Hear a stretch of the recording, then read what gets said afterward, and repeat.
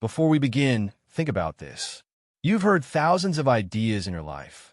Advice from teachers, strategies from bosses, tips from books, slogans from ads. But only a handful actually stayed with you. You remember them years later. You can explain them to someone else.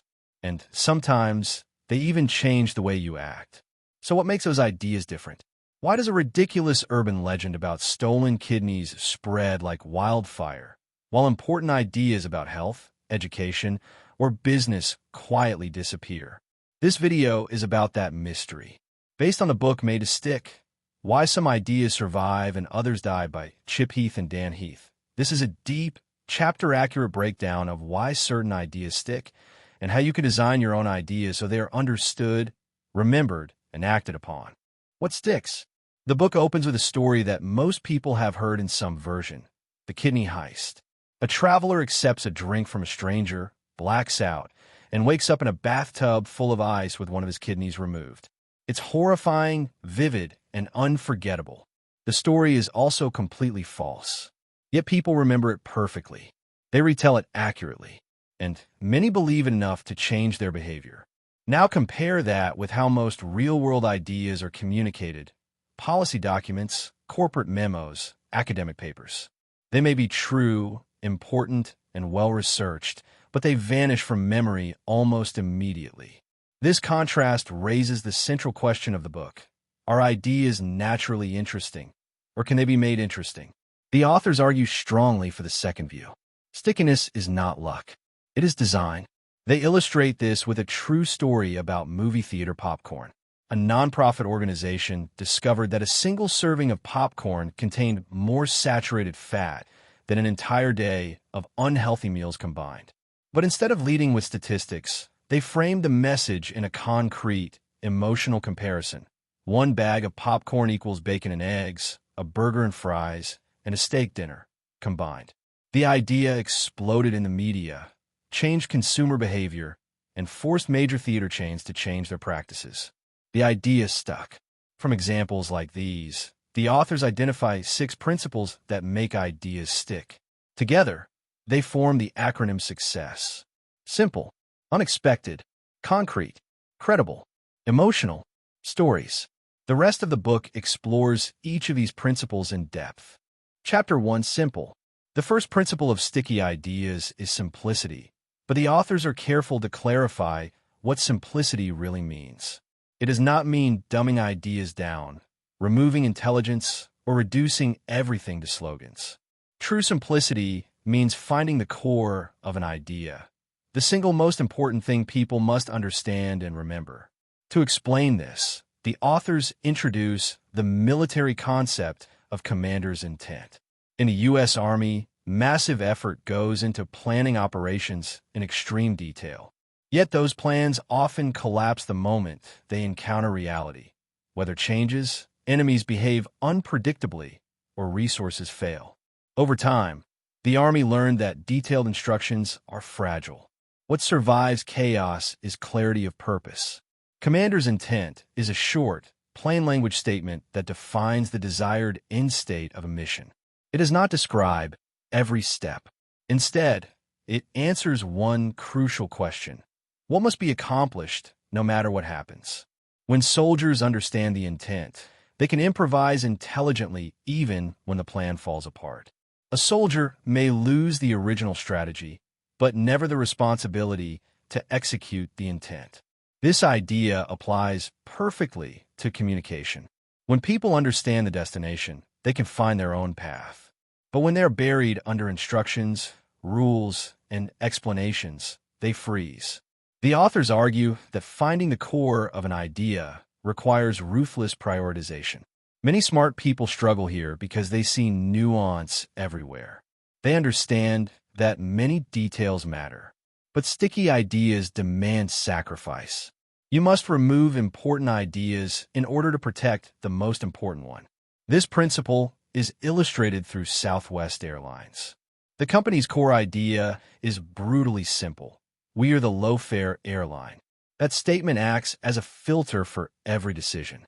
When someone suggests adding better food, nicer seats, or extra services, the question is not whether customers would like it. The question is whether it helps Southwest remain the lowest-cost airline. If it does not, the idea is rejected. This single core message empowers employees at all levels to make consistent decisions without waiting for approval. Simplicity, in this sense, creates alignment. The chapter also explains why prioritization is psychologically difficult. Humans suffer from decision paralysis when faced with too many options or too much uncertainty. Research shows that people often delay or avoid decisions when complexity increases, even when the correct choice is obvious. A clear core rescues people from this paralysis by telling them what matters most. The chapter concludes with a warning. When you later remember the word simple, your mind may equate it with shallow or unsophisticated. That interpretation is wrong. Simple ideas are elegant.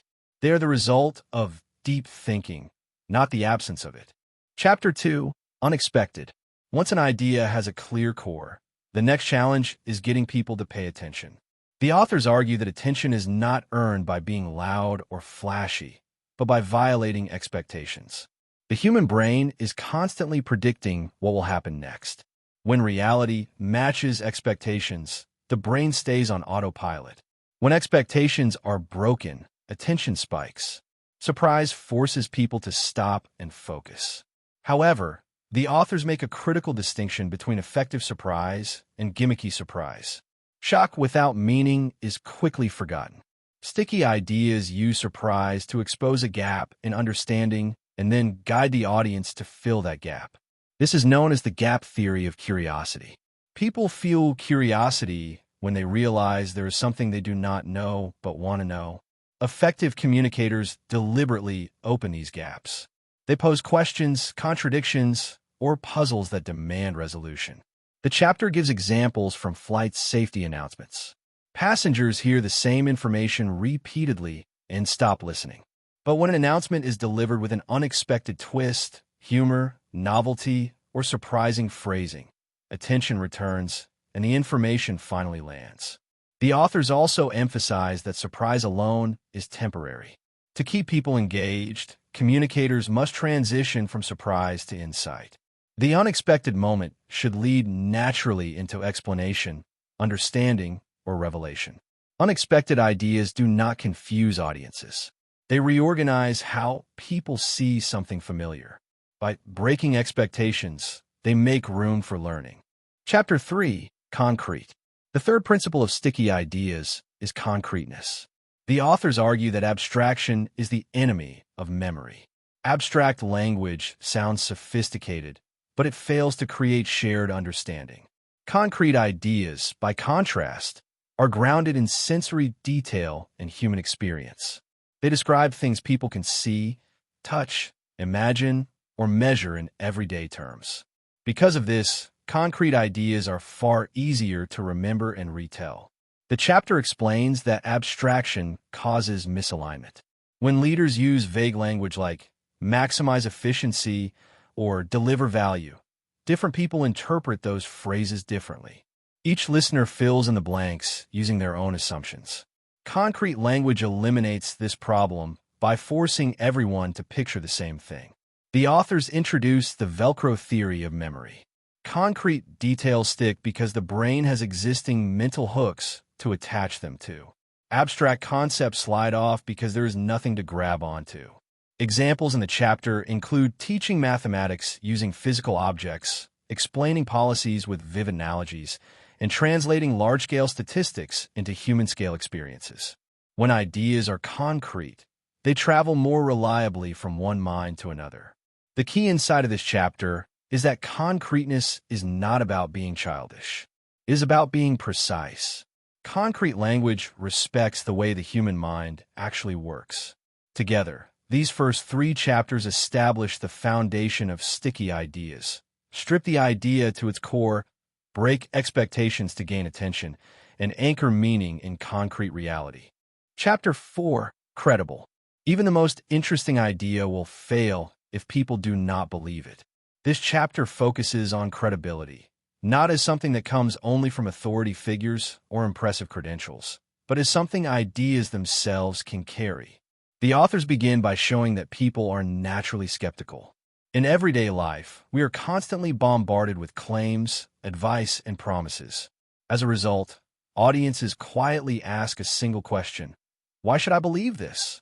Sticky ideas answer that question without sounding defensive or preachy. One obvious source of credibility is authority. When experts speak, people tend to listen. But the authors point out that authority is not always available, and in some cases, it can even backfire. Surprisingly, ideas can gain credibility through anti-authority, ordinary people sharing first-hand experiences. When someone who looks like us speaks honestly about what they have lived through, the message often feels more trustworthy than polished expert talk. Another powerful source of credibility is detail. Vague claims feel suspicious, while specific details signal authenticity. A story that includes concrete, precise elements feels real, even when listeners cannot verify every fact. This is why juries trust testimony filled with small, vivid details more than testimony full of generalities.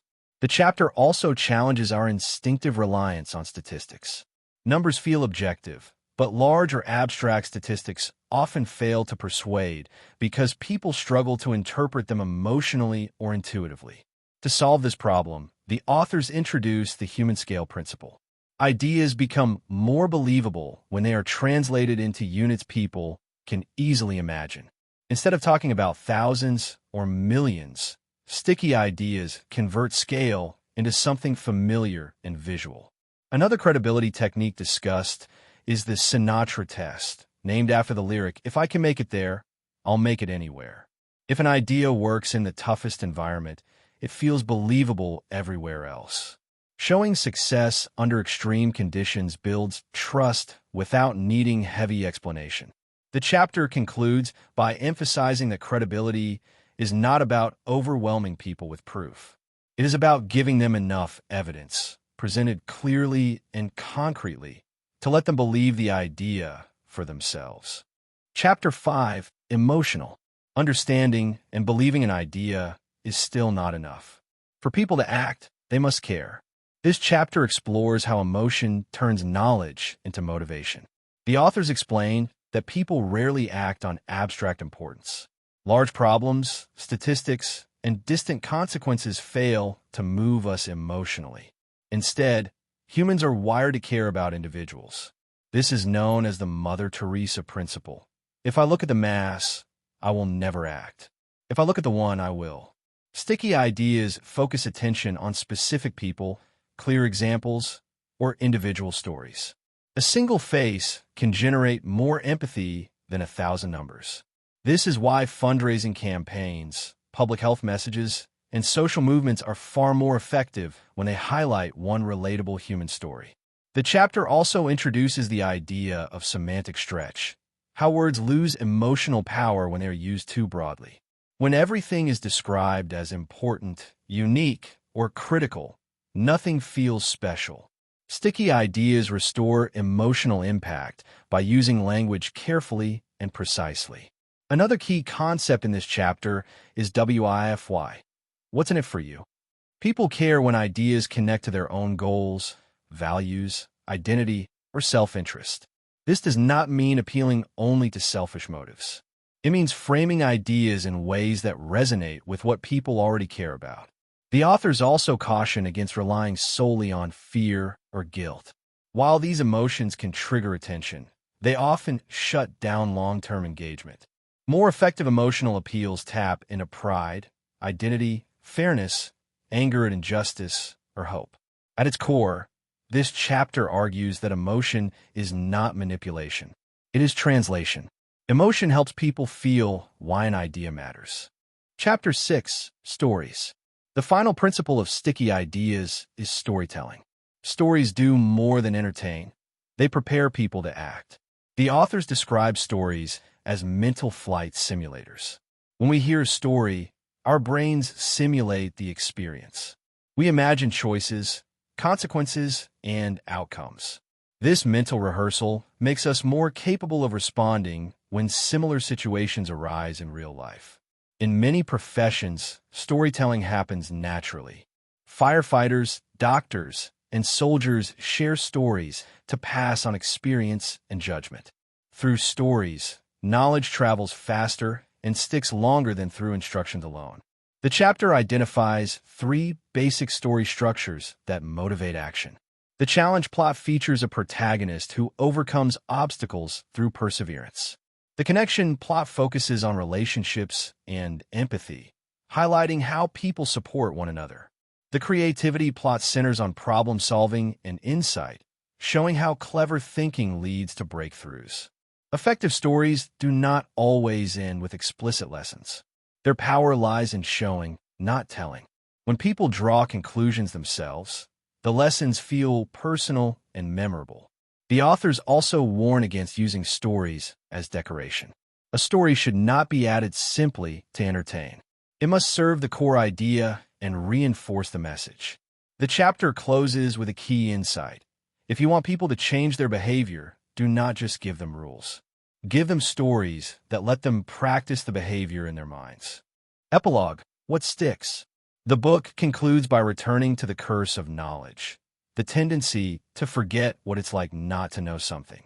Once we understand an idea, it becomes almost impossible to imagine not understanding it. This makes communication harder than we realize. The success framework exists to fight this curse. It forces us to strip ideas to their core, make them engaging, believable, emotional, and actionable.